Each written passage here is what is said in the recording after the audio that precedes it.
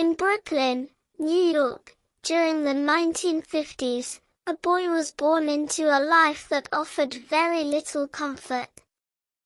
His name was Howard Schultz. His family lived in a crowded housing complex where money was always a problem. Bills were arguments. Meals were simple. And stress was constant. His father worked hard, trucking jobs, labor jobs, anything he could find. But no matter how hard he worked, it never felt enough. One day, everything changed. His father got injured at work. No insurance. No support. No safety net.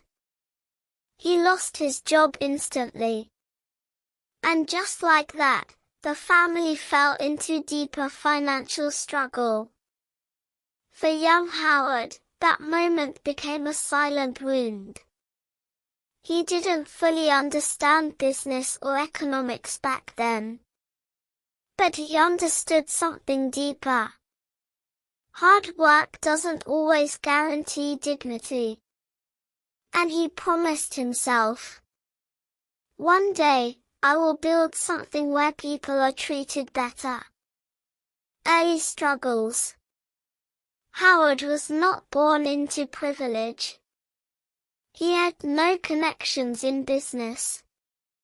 But he had one strength, determination. He worked his way into college as a first-generation student.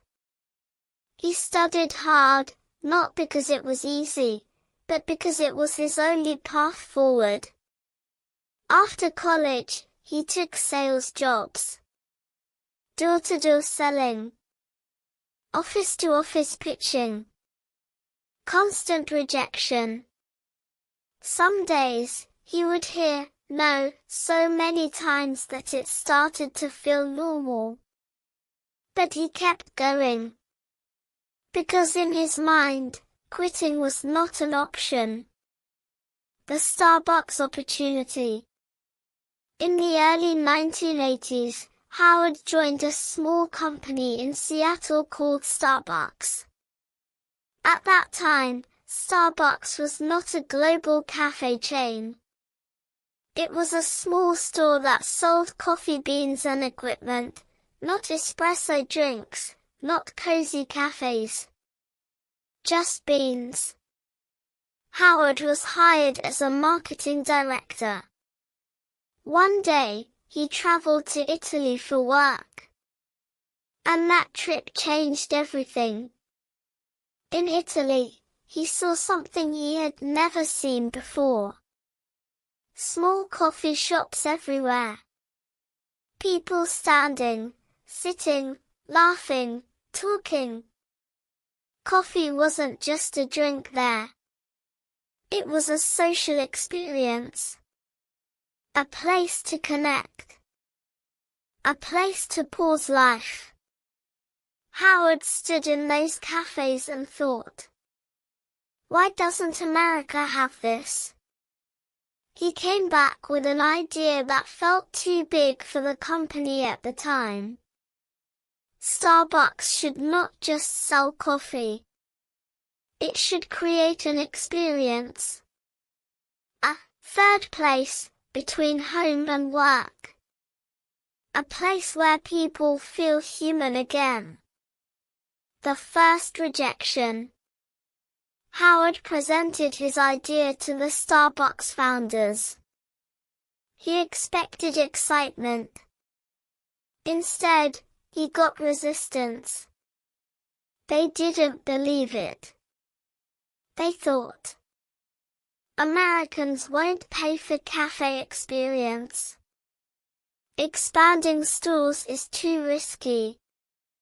Coffee is just a product, not a culture. His vision was rejected. Completely. For many people, that would have been the end of the dream. But Howard saw it differently. He didn't see rejection as failure. He saw it as delay. So he made a decision that changed everything. He left Starbucks. Starting from zero. Howard started his own small coffee company called Illinois Journal. No big funding. No guaranteed success. No safety net. Just belief. He struggled badly at first. Investors rejected him repeatedly. People told him, "Coffee shops won't change America."